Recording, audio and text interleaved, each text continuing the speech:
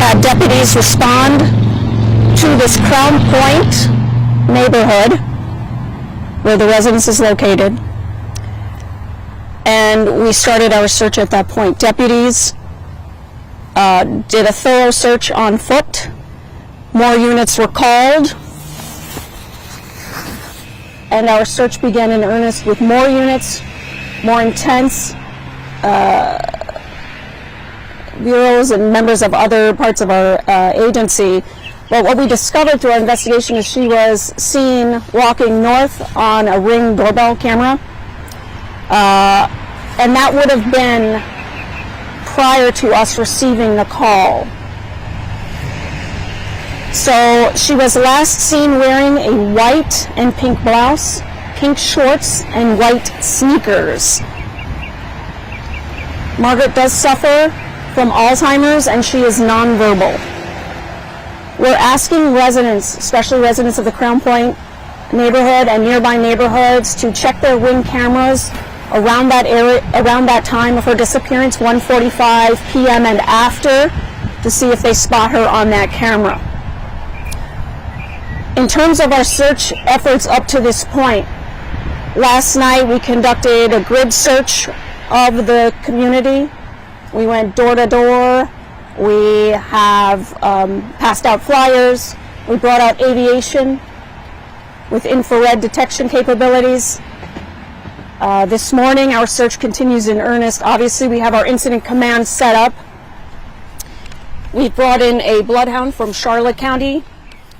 We have our mobile real-time operations center with technology capable of creating a very detailed search.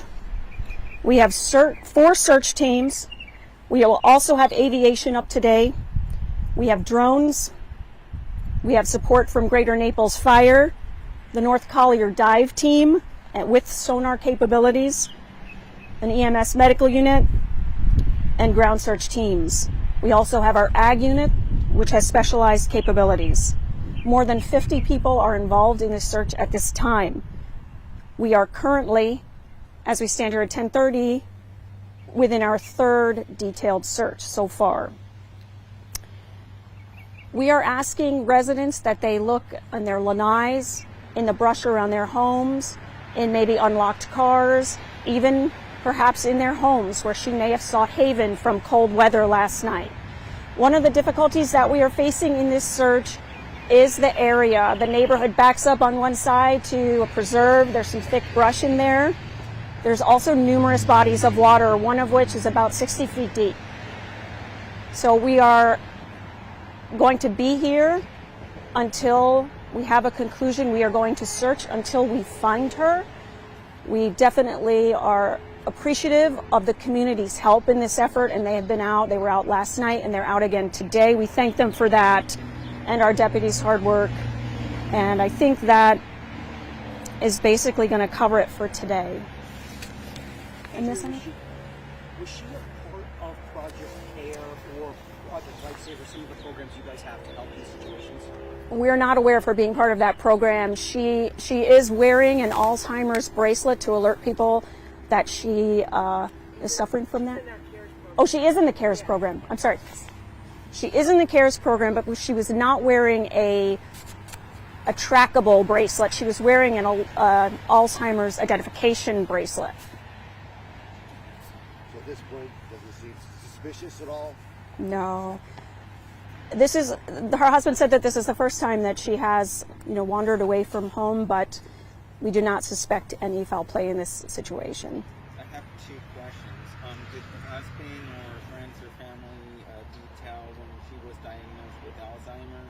And is it known if she was on any medications or anything that could have affected her? I don't have that information at this time. I can just say that she's been diagnosed. She is like I said, she's nonverbal. So that may pose some other, if someone were to have encountered her, that may have posed a bit of a problem for her to indicate, where she was coming from, etc. Andrea, do you have any advice for people that may see her if she's nonverbal and having memory problems? What are your advice for the community? What should they do? Well, A, be comforting. B, call us immediately. You can call 911 or not. If we think you see her, call our non-emergency line at 252-9300. Is it 93? 911. Call 911. Yeah, you got it. Are there any areas in the neighborhood that may have been significant to her that she may have gone to? Well, if you guys want to look at this map with me when we're off camera, I can talk about where her home was in the southern part of the neighborhood. She was seen that first Ring camera appearance, or I should say, the first doorbell camera appearance was not far from her home, and she was seen walking towards the north. It's not uncommon at night for folks who are suffering like this to try to seek some shelter. So we think she may have taken some shelter when it got cooler, because it was colder last evening and she was wearing shorts. And so the weather may pose a little bit of a problem here, because we had some, definitely a difference in temperatures than we're used to in this area. So. And you mentioned there's a body of water nearby. I couldn't pick up exactly if you said it was 16, like 60. 60. It's one of the largest bodies of, man-made water here.